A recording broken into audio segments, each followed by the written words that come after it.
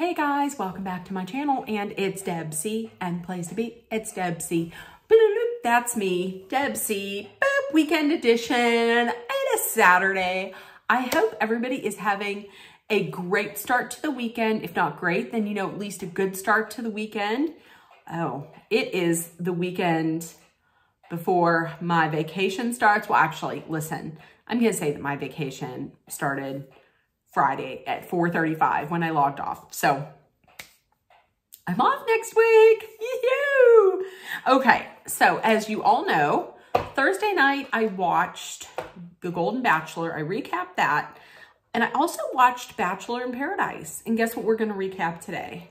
We're going to recap Bachelor in Paradise. Now listen, Linda, or listen Seymour, because he was the one who had suggested that I get like a dry erase board and to keep track of all the players and all the couples in Bachelor in Paradise for people who maybe don't watch reality shows that much. So I got one from Amazon, and it could be a little more like creative, but this is just going to work for right now. So here it is. Here is the lineup of who we have. Bachelor in Paradise. Okay, so here's the couples. We have Braden and Kate.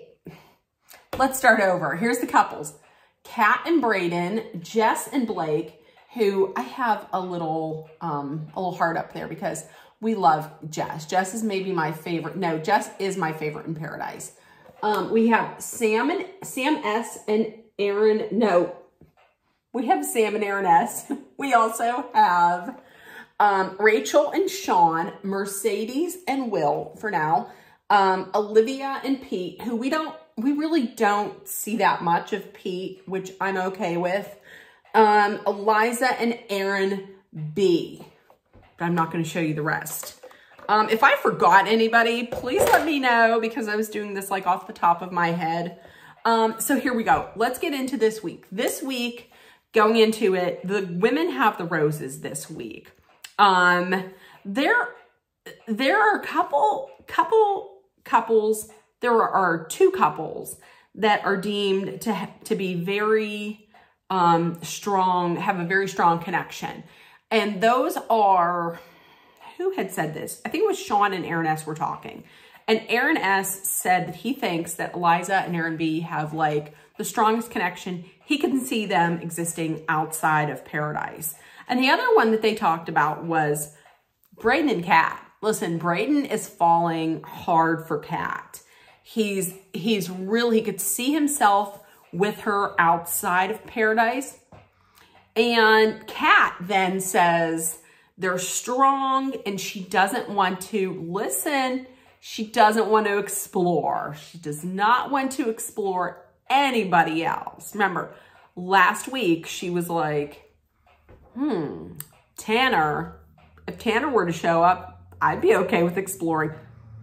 So listen, I'm going to tell you right now, there is absolutely going to be screaming right now, because this was and there's going to be cussing, because this was my fucking week. I was a Tanner girly last season. I'm still a Tanner girly because number one, he's just so hot. Number two, he seems like a classy dude and a nice guy. And number three, he's from Pittsburgh. He's a Yinzer. He got the 412 energy. So get ready, because here it is. Here's the screaming. She doesn't want to explore anybody, but maybe Tanner. Let's send down Tanner. Tanner comes down the steps. Oh, Tanner. Tanner looking fresh. Looking just super fresh and super fine, comes down the steps. 412 in the house. So here he is with a date card. Oh, and you know whose eyes perk up. Well, all the ladies perk up. Kat's into him. Jess is into him. Olivia even says, he's a good looking man. He's fine. So who does he pull? First of all, he pulls Jess to talk to him for one-on-one. And Jess, here's the thing. One of the things I love about Jess is that she's super relatable. Like, we've all had that time of the month, or just at any time when we feel bloated and we don't feel our best. And she's like, listen, I wore one piece because I'm feeling bloated. Anybody else might have been like, anybody else on social media might be like, why do you have to say that? I love that she said that. I feel like, to me, that makes her very relatable. But the producers, though, in like the captions for her, they put missing Eras tour for this. So I thought that was so adorable. We find out Tanner is actually Jess's #1 guy. And she's kind of pissed at Kat a little bit later on because apparently Kat is her bestie there. And Kat knows that Tanner is her #1. And we know what happens later, but I'll tell you that later. She says that she's excited to talk to him and she's excited to get to know him. So next person that he pulls is Kat. Okay, well, that's the only Kat that's there. She says she's dating Braden. She says he's a good guy. And Tanner, who if you watch Charity Season, Tanner just did not like Braden at all. And he's like, oh yeah, he's like a golden retriever. He has that kind of energy. And they're all, you know, he's a good guy. He's a good guy. Meanwhile, Braden is nervous about this. So she's like, I'm open. We're open to exploring and I'm open. So who does he give it to? Tanner gives it to Kat. And she jumped with absolute quickness. There was no side chat with Braden at all. She's like, yes, absolutely. And they exit the beach. Here's the thing about that scene that got me. The friendship that is developing between Aaron B and Braden surprises the shit out of me. They hated each other last year. On Charity Season, if you remember, they hated each other. Couldn't stand each other. And now they have this like budding friendship. Same thing with like him and Sean. Sean, throughout this episode, kind of feels bad for Braden. I never, ever would have thought that. And that surprises Sean as well. Listen, Kat really didn't pay one bit of attention to Braden after being asked on the date. Like she kind of just straight up ignored him, which in my mind, I'm like, was Braden a pawn for her just to stay on the beach? That's what I feel like. That is exactly what I feel like, because as soon as Tanner asked, she totally acted like Braden wasn't even there. But 12 hours beforehand, she was like, oh my gosh, yes, I will take your rose. I will hug you even though you're sweaty and gross. My God, yes, you're my future. Now I get it. I get it that this isn't really real and it's a reality show, but it's not for real reality. And they're on the beach to hook up with different people. But she could have handled that. She could have handled that a little bit better than that. I mean, she could have went over to Braden and been like, listen, I'm going to go on this date. Is that cool? And he probably would have been like, no. He either would have been like, no, or he would have been like, yeah, go ahead and explore and then come back. You know, like Rodney did last year. But she didn't do that. That's what I didn't like. So the one-on-one, Tanner and Kat, they went to ride horses. And listen, he was so gentle with that horse. Oh my goodness, just another reason to love him. Also, another reason to love him. Listen, Tanner on that horse with those thighs? Are you kidding me? Oh, for fuck's sake. Oh my God, Jesus. I love that man. Like seriously, if I were ever out and about in Pittsburgh, which I never am, and I would run into Tanner, I couldn't control myself. Listen, I've met some celebrities in my life and I was able to control myself somewhat. There is that time that I jumped through a pod plant to get to Ben Affleck. I'll tell that story at some point, but now I think Ben Affleck's a piece of shit. But I kept my calm after I jumped through the potted plant. Okay, so they had a picnic on the beach. They kissed. Oh, he had his shirt off.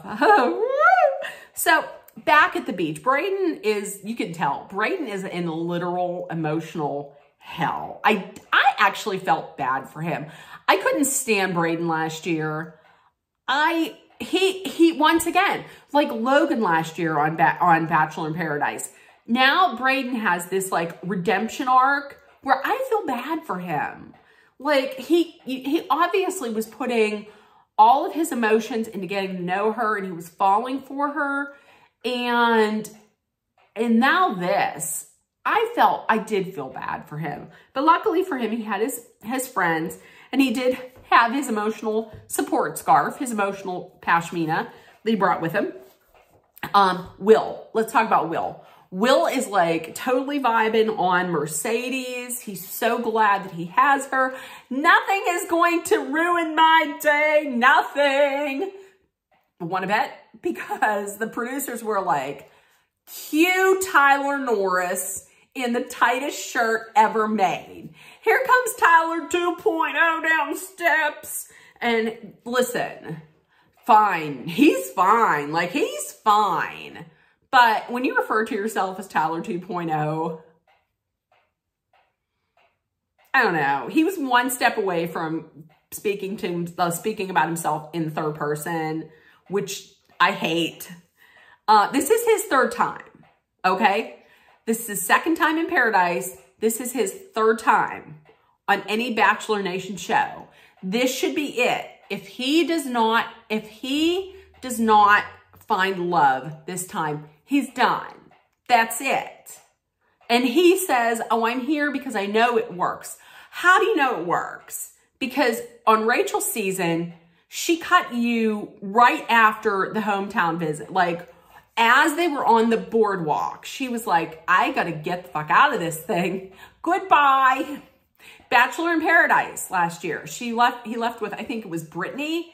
And then they had a terribly awkward breakup on Bachelor in Paradise, where you thought she was like so sweet and kind and like one way. And then she showed up in Bachelor in Paradise and like on like the reunion, and she was in leather and she was like real bitchy.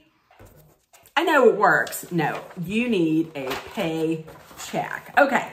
So, Tanner, or no, who was I just saying? Did I just get a brain fart? Tyler comes down the steps. Woo, ladies are going crazy. Oh, it's Tyler Norris. Rachel perks up and she's like, oh, I wouldn't mind getting a date with him. I've been waiting for him, which is probably making Sean feel so great. So he pulls Rachel. She tells him, I'm with Sean, but I'm open. I'm open to things. I'm open to you. Yeah, let's talk. What changed? What had changed? Because you, once again, dumped him in the middle of the hometown. You didn't even meet his parents. No. Right? Okay. So next he pulls Jess. Jess, once again, tells she's bloated. She wore one piece. She's bloated. Once again, I love it. For her, I think she uses the term awkward sweetness. That's absolutely Jess, period. Jess says she is open to talking to other people, but she's basically with Blake now, and he is a very lovely person. She's the only one that I could see using the phrase a very lovely person. But she says she would like to get to know him. And then he lastly pulls Mercedes, of course, because anytime anybody comes down the steps, who do they go for? They go for whoever Will is dating at the time. I felt so bad for Will. Like, as soon as he said Mercedes, like, there had to have been part of him that was like, shit, he's going to pull Mercedes. I know he is. He's going to talk to her. Let's just start feeling like shit now. So Mercedes is talking to Tanner, and she said she's talking to Will, but we're open to talking to other people. I don't think Will is. I think just you are. She says she was looking forward to meet him. He said, I was looking forward to meet you. Perfect. So, and which in my mind, listen, did you just go after Will to get a rose? In my mind, looks like it. It looks like it. So Mercedes gets the date. Once again, there's absolutely no discussion with Will at all. And if I were, honestly, if I were Will, I would have gotten up and left. I would have been like, fuck it. See you paradise. We're out of here. We're done. So next they talk about Sam and the fact that she hasn't pooped in 9 days. She came real close once because she took a stool softener. It was right before the rose ceremony. And of course, right during the rose ceremony, she had to go. So she had to clench and hold it in. Listen, and if she doesn't poop by the next morning, the doctor says, we're going to have to get you into, surgery, and we're going to have to deliver a poo baby. So the clock is ticking to get her to poop.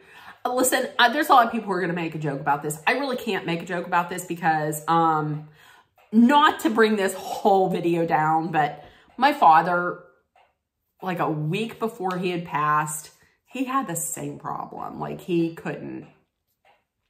just couldn't have a bowel movement. And it was a very serious condition. So I can't make a joke about that because it hits real close to home with my father. So I'm sorry. I can't make a joke about it. But let's move on. Tanner and Kat comes back. What's going to happen? Listen, I kind of knew what was going to happen. I was thinking, So she talks with Braden. Going into the talk, Braden is kind of holding out hope. Like he's like, I don't know that it's going to be good, but I'm going to hold on to that hope. So they're talking and she basically says that on the date with Tanner, her energy levels were different. She has to listen to her gut, and she doesn't see the connection between her and Braden growing. And that during that time when she was with Tanner, she wasn't thinking about Braden at all, like, period. So we're done. Braden, and then gets up and leaves. And Braden was real confused because she had been real nice, really sweet and kind and nice to him beforehand. And now she's just like icy and shutting it down and showing like no real emotion, which he is then thinking, and maybe rightfully so, that she was just using a rose. She was using him to get a rose so she can stay there and be on the beach when the person she really wants to be with shows up. And listen, she goes on and on later on that this is not the case. That's not true. I can see where Braden would think that, because to be honest with you, I think that. Also, Will and Aaron S., they both think that. Aaron was like, he had a feeling about Kat. Like, he kind of thought that she was just playing Braden to get a rose. And he didn't see, like, he saw Braden falling in love, and he saw Braden putting all of himself into her, and she really wasn't doing the same. I completely agree with them. So then a little bit later on, Kat kind of forcefully told Jess and Kylie, hey, let's talk. Kylie tells her, listen, you should really be considerate of other people's feelings, meaning like Braden. Braden is really hurt, and here you come back with Tanner, and you're just flaunting everything. Maybe be a little more considerate. And then Kat's confused about why Braden's upset about this whole thing. Jess tells her how Braden is feeling and Braden's opinions. And she she just doesn't want to listen to any of it. She shuts it down. And it was kind of like Jess said, it was exactly how she acted during Zach's season whenever Charity got the one-on-one and she was so pissed off. Exactly. So Kat talks to Brayden. She's kind of pissed that he didn't come back to her and tell her how he was feeling about everything. But he says, well, people were asking me how I felt. And that's my opinion. And that's how I feel. She says she doesn't want her words to be twisted because he doesn't fully hear her. He tells her how he feels. He feels like he was a dirty whore who was just used for a rose. And she was like, that's not true. That is not based on fact. And she says off camera that how he feels and how he's acting is just immature. Like him talking about it to everybody is immature and how he feels is immature. I feel like she's trying to gaslight him into changing his mind. And he's like, no, I'm absolutely not. That's my opinion. That's my opinion, as Tamara Judge would say. I mean, that's his opinion of the situation. She keeps trying to like forcefully tell him how it is with her. And listen, he says, you were very nice, and then you just got super cold towards me. That's how he feels. Listen, everybody has the right to feel how they want to feel. And she says, well, I woke up and he was like, listen, you never told me any of this. You never relayed any of these hesitations to me. I have these feelings to me. And she says, well, I woke up this morning and I had reservations, but she never said anything to him. So this is coming out of left field. Like, what the hell? That's how I'm seeing it. And as much as I did not like Brayden last year, I feel bad for him. I feel very bad for him. So once again, he's free to feel the way he feels. She refuses to listen, and she's saying he's getting defensive. He's not. He's totally calm the entire time. She's the one who's yelling. And listen, they said, I think, who was it? Somebody, it was Blake, who said there's birds who just come in and like dive in and pick up crabs and kill them. They're called murder birds. She's a murder bird. The producer showed a bird doing it. She's a murder bird. Okay, so Mercedes and Tyler. Oh, so he came back, like I said, he came back because he thought she was going to be there. That's why he came back, because he was like, maybe she'll be there. She is his number one, and Tyler is her number one. So listen, she said there's signs. There's shooting stars was a sign. The raccoon was a sign. I don't know that there was raccoons or signs, but they were like, what is, he asks, what was your wish on the shooting star? She was like, it was that this would go well. And he was like, that was mine too. Cue the fireworks. Well, wait a minute. She's having all this fun and falling in love. Then there's sad Will walking on the beach crying. I feel so bad for that man. He should just leave.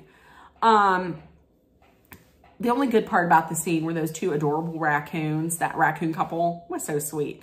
Cue the fireworks, because let's scare the shit out of the native animals. Let's do that. Nothing scares and nothing makes animals, you know, more calm than fireworks. So they have the fireworks. They come back from the date. Will and Mercedes talk, and she was like, how was tonight for you? Oh, it was fantastic. It was great. I was crying. I had the shits. I was nervous. Oh, it was great. Mercedes said everything was really good, but she has no idea what she's going to do. So there was no rose ceremony, which sucks, because that whole thing about all the poop and stuff, that could have been replaced by a rose ceremony. I will say, I thought that Aaron S. was super sweet towards Sam, like in helping her try and get this out. He could have really been grossed out and been like, no, forget it. But he deals with this kind of stuff in day-to-day life, not so much with the firefighter, but the paramedic. I thought that was sweet. So there was no rose ceremony. However, let us update this to show the proper, okay, let's get this in here. I am not going to be writing this the best. So here we go. We got Tanner going up here. So there we go. Okay, there's it updated. So there we go. Okay, so next week we got two more guys coming on the beach. That is John Henry from, oh, I wrote on myself. That is John Henry, who looks like is going to ask Kylie out, and John, who's going to ask Eliza out. Both of those guys are from charity season. And I like John. I really like John a lot. And then we have the Paradise Truth Box. So there we go. I wrote on myself, all for you guys. So there we go. Tell me in the comments. This is a long video. Tell me in the comments what you thought of the episode and how big of a piece of shit Kat is. I feel like, oh, I feel bad for Tanner. I love Tanner. I love Tanner. Tell me in the comments how much you love Tanner. So that being said, I hope everybody has a great rest of the weekend. If nobody told you yet today, I love you. You're loved, seen, and heard. Please make sure that you put love, kindness, compassion, acceptance, hope, and positivity out there. And also, take care of one another.